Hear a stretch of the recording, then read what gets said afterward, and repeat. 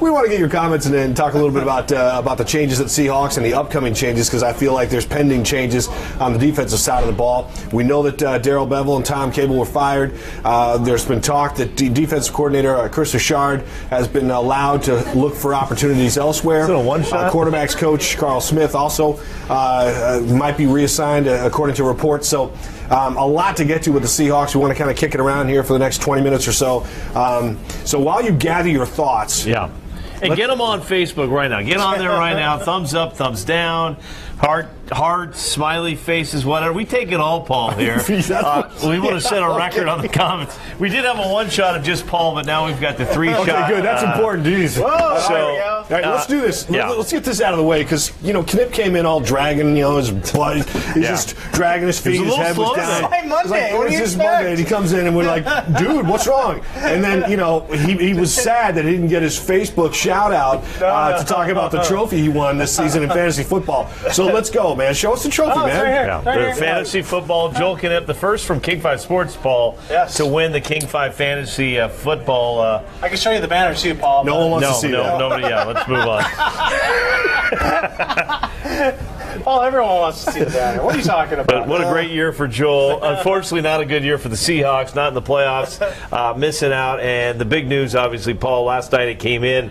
Curtis Crabtree, the first to report it. Curtis from KJR Sports, that Darrell Bevell had been fired. Today, more news. Tom Cable is out. We're still waiting on news regarding Chris Richard. Any latest on that before we get rolling on our comments? No, I mean, as we check, it's like everything's on Twitter. Everything's really up to date. Bob Condota and Greg Bell, News Tribune, and then Condota with the Seattle Times always do a great job. I always like to give those guys a shout out, and they've been on top of this thing from the start. So I think they're camping out there, Chris. I think they got a pup tent and a sleeping bag, and a separate, of course, but they're out there hanging out and they're on it. So. And as we speak, no press conference has been set from the Seahawks. They released a statement today confirming the Bevell and Cable, but no press conference yet with Pete Carroll or John Schneider. We did have interesting news over the weekend. We didn't know if Schneider was going to be off to Green Bay, but Green Bay finds their general manager. So Schneider's here.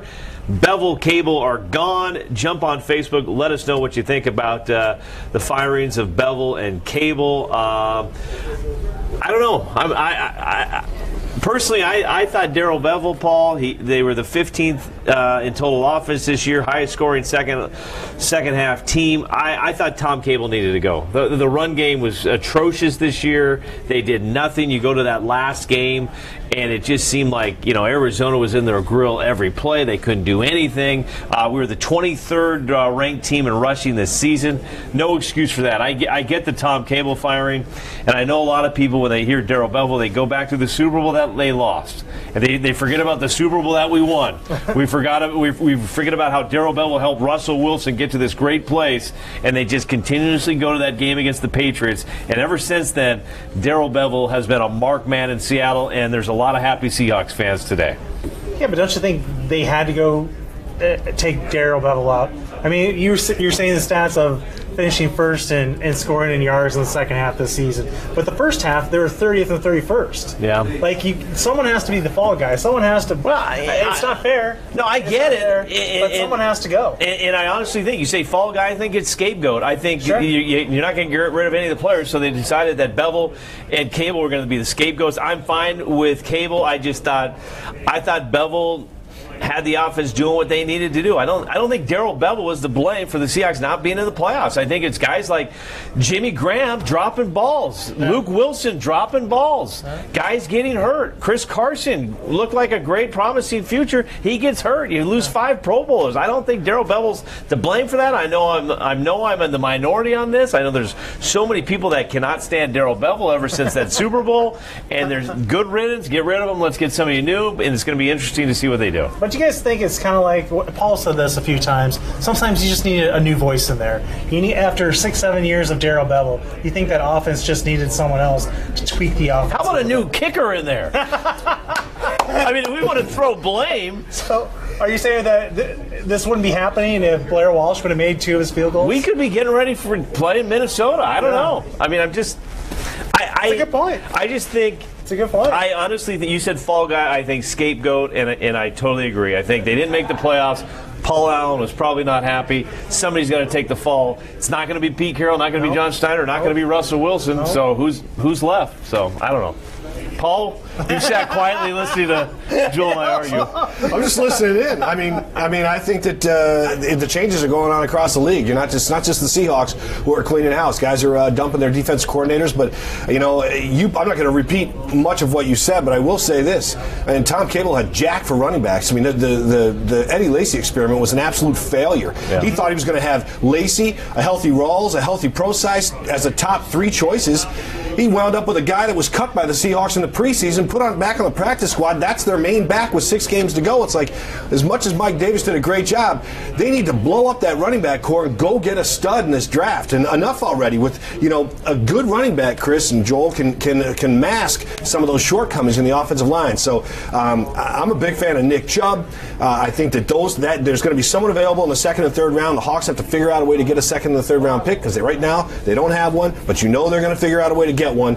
I like to see them revamp that running back stable and get some guys in there to give that running game a chance. Tom Cable got screwed, but again, I will say this, he didn't have much to work with. Darrell Bevell didn't have much to work with.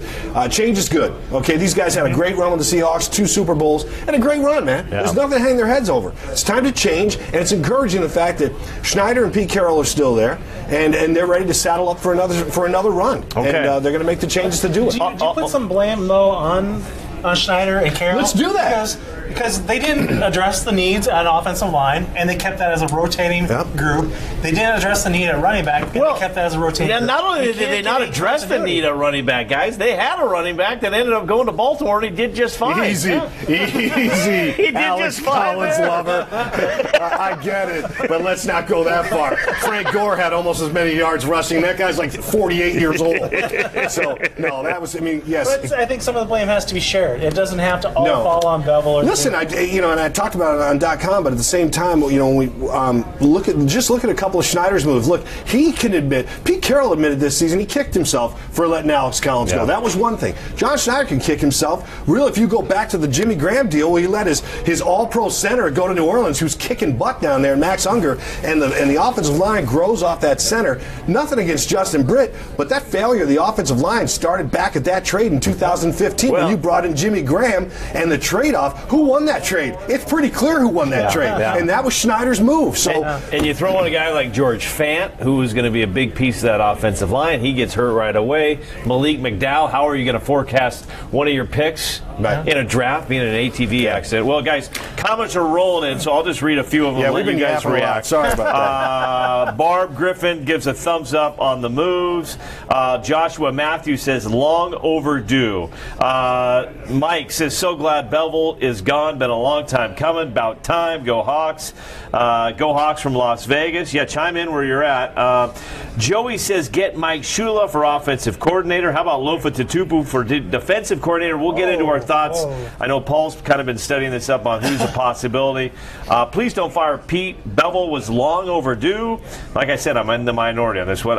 Do you think Sark will be the new offensive coordinator? No. We'll stop right there. Okay. Atlanta Falcons head coach Dan Quinn said absolutely zero chance. I mean, that is a quote from Quinn. 0 chance Sark comes here to be the offensive coordinator. Even though he has a great history with Pete Carroll, a lot of respect for Pete Carroll, you're not going to see Steve Sarkisian in the booth over there calling plays. He's contract. There's no way that. And then Joey said Mike Shula for offensive coordinator. There's another name. Well, I mean, without getting too much into the Panthers deal, they let him go.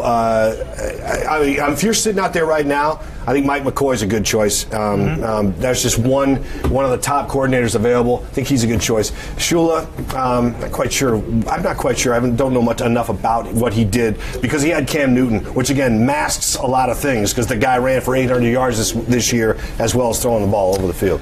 Mike Egan, his play calling has been horrible since 2013. Yes, he is to blame. They are right. Bevell wasn't the reason we won the Super Bowl. The whole team was. Okay, so he's the reason we lost it, but he's not the reason but shouldn't have had Carson in that game at that point. That's Bevell's fault. Where he got hurt. I don't think the offensive coordinator has any pull on the sideline. He can tell the head coach what he thinks, but yeah, I don't think there's any pull. Goodbye, Bevell, Cable, and Walsh. Walsh is gone. Myers is tentative. kick the Blair Witch. So a lot of poor Blair Walsh and Darrell Bevell, man. They are Graham is great when they use him right. Your guys' thoughts on this? Because people have said that they don't use Jimmy Graham right. I know, Paul, you've had some thoughts on this. I just think that, for $10 million, you didn't get anything out of Jimmy Graham. I mean, look, he led all tight ends with touchdowns. He had 10 touchdown catches, led the Seahawks in touchdown catches. That's okay in the red zone. And when you say you didn't use him properly, this guy was second in the entire league, receivers and tight ends, in drop balls. You saw a lot of that. Dropped in the end zone, a couple of them. So I'm not a fan of Jimmy Graham. Maybe at $5 million, certainly not at $10 million. And if you're going to bring him back at 8 to 10, forget it. I mean, that money should be spent on the offensive line. Forget about some high-priced tight end that gets hardly used. And the other thing, 520 yards receiving? Come on, man. That's not $10 million worth. So. No, I agree. The whole season. Yeah, exactly. And he helped Joel. He helped Joel win a title. He did. It's because he racked up some points for you. Yeah, in the red zone. He was basically a red zone specialist. That's the only time he did anything for the team. Guys, Bevell will probably end up back in Green Bay or quarterback's coach for Atlanta. Atlanta's QB coach, I believe, is coming to the Huskies to be the offensive coordinator. I believe, correct? What was his name?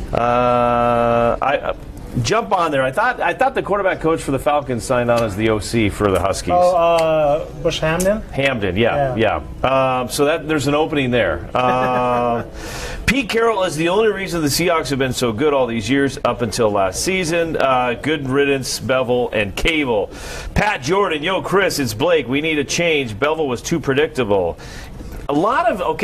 This is about Brian puts Ken Norton Jr., but he's not the only one. I've seen Ken Norton Jr. a lot on here, guys, for defensive coordinator. No. If Pete Carroll wanted Ken Norton Jr. as his DC, he would have made that move a few years back and not sent him packing. The reason he went to the Raiders is because he couldn't get the DC job in Seattle. It's plain and clear. So, I mean, that's already been well publicized that if Pete wanted him as a DC, he would have been a DC already. So, and Norton's already signed on with the 49ers anyway. Don Bradley's re-upped with the Chargers. So they're going to have to find someone else. Yeah, Gus Bradley would have been a nice fit. Don Lee, big agreeing with Paul on Jimmy Graham. Well said. Christina also agreeing with Paul. Silvi, no, I agree as well. Put the money towards the offensive line. Never spend the amount the Hawks should on offensive line. We seem to change it every year. Let's put the money towards the offensive line. So a lot of people going with Paul on this. It's too much money for Jimmy Graham. Let's take some of that and put it towards the O-line. Well, and again, just before I lose my train of thought, 'cause I'm older than you and I got to go faster. But when you look, I've already lost it. So. When you talk about the offensive line, Mike Homer is a guy, a legendary coach. He always said you build from the inside out, and that's why he was so successful and was able to sustain that kind of success over his career. You build from the trenches out. So you start with that offensive line and you build it out. And I agree with him 100%. And I think it is time for the Seahawks to invest in the trenches and work their way out. Listen, the tight end and the fullback, no offense to those positions, but no one's rushing out to get fullbacks and tight ends. I'm sorry.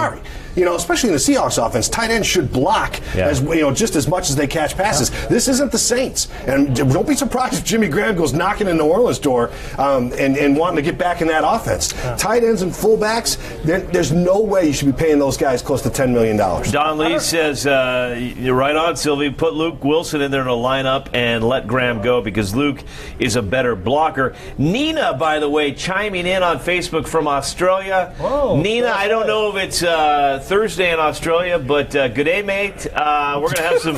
Another trip on the bar. Go ahead, man. Hey, just come rattle them off there, Nina, Aussie. We're gonna celebrate. We're gonna celebrate tonight with some Vegemite sandwiches. So, Nina, brother. Nina, we love you in Australia. Go ahead, Joel. Sorry, I had to get Nina's shout out. If you're from Australia, you get a shout out. Yes, yes, you do. Obviously, I think the offensive line is the problem. When you only have Justin Britt as the only guy that's started back-to-back at the same position in the last 2-3 years, there's a problem. You need continuity in offensive line. Hutch, Walter Jones, Tobic, Gray, and I can't remember the other guy's name. Sinclair? No, not Sinclair. Locklear? Yeah, they weren't great until 2 or 3 years in. Yeah. It took a while for them to gel. And you're constantly changing. You're constantly bringing in new pieces just off the scrap heap. You can't win with that. You have to have continuity. Yeah. And they always prided themselves, oh, yeah, we can take anyone and we'll eventually develop them. By the end of the year, we'll be a good running team. We'll be a good passing team. Well, it doesn't work all the time. And so they need to really figure that out first. Well, at least they can start with Dwayne Brown. You got him in there. He wants to stay in Seattle. He's getting up there. I think he's early to mid-30s, but I think he's early 30s, 32, 33. But he's got a few good years left. So you can build that offensive line around your big left tackle, Dwayne Brown. But let's too. And of course, So you got basically 2 guards and the right tackle. And David says re-sign Brown. David Vincent Clemens jumping on. Nina loving it here. Thank you, Nina. Got one thought here I want to get. Let me see here real quickly. Silvi for OC. That according to Justin. They want Justin, I play like Al Davis, man. I'd have guys throwing bombs all game long, like kick and run, and just go for it. So you don't want me out there. Patty says, I love Jimmy, but Paul is right. Go Hawks from Chandler, Oklahoma tonight. Patty, all right, Patty. Chiming in. This one coming in, guys. They want to know about Michael Bennett. Your thoughts on Michael Bennett? Will he be with the Seattle Seahawks next year? Let me make sure I give that person the right credit there who's asking about Bennett. I don't know, a couple people were. Go ahead. I think Michael Bennett's a great player, a very interesting dude, and has done a lot for the organizations. But I thought it was a mistake when they extended him at the beginning of the year. Defensive ends, almost like running backs, deteriorate around 32, 33, and they're really never that good or great afterwards. You saw it with Wistrom, and now you're seeing it with Michael Bennett. He had problems with his plantar fasciitis, which is a tough injury to go through. Give him credit. You got to give. He's got a lot of heart to do it. I don't know. I think he's still valuable in the field. I think you're going to lose Cliff Averill, so I think you've got to keep one of those two. I just think there's still. I think Frank Clark is going to be phenomenal next year. I think Frank's going to be. You're going to see Frank become a Pro Bowl player next year, but I think you need somebody like Michael Bennett to still kind of be alongside Frank Clark. If you cut him after June 1st. You're going to save $5 million in cap, and you're only going to spend about $2.5 million in dead money. So, is it worth it? That's where you got to really justify. Is it worth $2.5 million to get rid of Michael Bennett, or do you keep him and hope that you can get that last little bit out of his career? Yeah.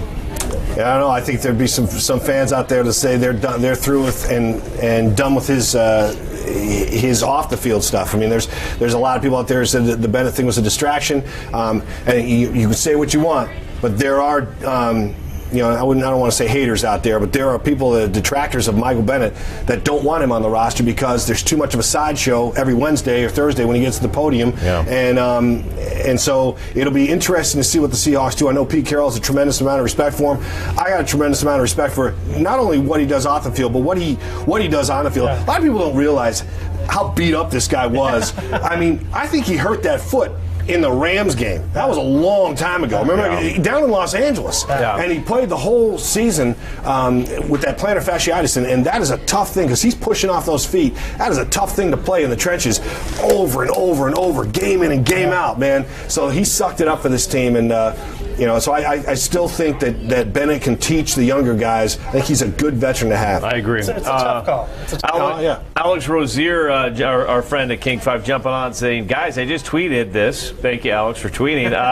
Despite several reports claiming that Seahawks have fired Chris Richard, sources close to the defensive coordinator tell me that it's not true. He and his family have not been told yet, and I think that's what we've been saying the whole night. That Chris Richard, right? Yeah, Chris Richard, as far as what King 5 is saying, is still the defensive coordinator of the Seattle Seahawks. We're not talking about replacements for Richard. We're not talking about the fact that he got fired at all, even though it was shot out there first thing in the morning that some other reports that he's gone too. Everything we've seen all day long has been he has been basically encouraged, quote unquote, to look for other opportunities. So he hasn't been canned yet. It could come in the next couple of days, but they're giving him a chance to leave his contract with the Seahawks and go find work elsewhere. In fact, at one point today, online they had him as a defensive backs coach in Green Bay. So you're going to hear a lot of stuff about Chris Richard. Wikipedia, yeah, exactly. Yeah. But you're not. But at the same time, he's not fired, and we haven't said he's fired. It's just the fact that the Seahawks are encouraging him to look because he could be the next shoe to drop. I'm not sure I understand that though. It's So like they had a really good team yet, and they were probably middle of the road, but they lost like basically 5 guys on their defense, 5 stars. I don't understand why he's not to be move on. Right, he's not to be blamed. You ready for the next negative fan club on Facebook here? So you got Travis is giving us a rap, man. You better hurry up. Travis, we got over 200. We're rolling with comments here. The set for the 6:30 show, guys. Oh my goodness! Show yourself, Travis. Come this out thing here and is show hot yourself. right now. I'll throw one more name for you. A lot of people are talking about Affetti. All the head and shape. People said Bevell go, Cable go, and now Blair Walsh, and now they're saying Affetti. It's a good topic to bring up on another night. Affetti is a mountain of a man, but he frustrated Pete Carroll week in and week out this year, and you could see it. And Pete Carroll doesn't usually show it, but you could see it this year in Pete's comments and in his face. So that's a good topic. Man, we haven't done this in a long time. No, we have. Should we wrap with who's going to win this weekend? Should be our final thoughts. I don't think we have time, Travis. Do it. We're going to wrap and jump on Facebook. Let us know who you think is going to win this weekend. I think Minnesota wins. Yes. I got Minnesota winning. How about Philly and the Falcons? Philly and the Falcons. I am going to take the Falcons in this one. Okay. Falcons on the road. They looked awfully good last Steve week. Sarkisian just starting to get in his groove there, Paul. All right. Steelers over the Jags. You're going Steelers over the Jags. Oh, yeah. I think Jags are going to be the surprise team. I think Jags upset All the right, Steelers. Patriots roll. Patriots roll. Okay. Of course. All right. And Joel good. Knip, fantasy football champ. Thank you. Yeah, congratulations once again. We'll get your poster on next time. Hey, Facebook world, we love you. That's a banner, Paul. We love you from Australia to Oklahoma to Boise, Idaho. We've got Tacoma chiming in everywhere. Thanks so much. Make sure you watch Paul tonight coming up on King 5 Sports. It's I don't even know what time it is right now. Take an hour. 7:20. 7:20 is the next show. See you then. See ya.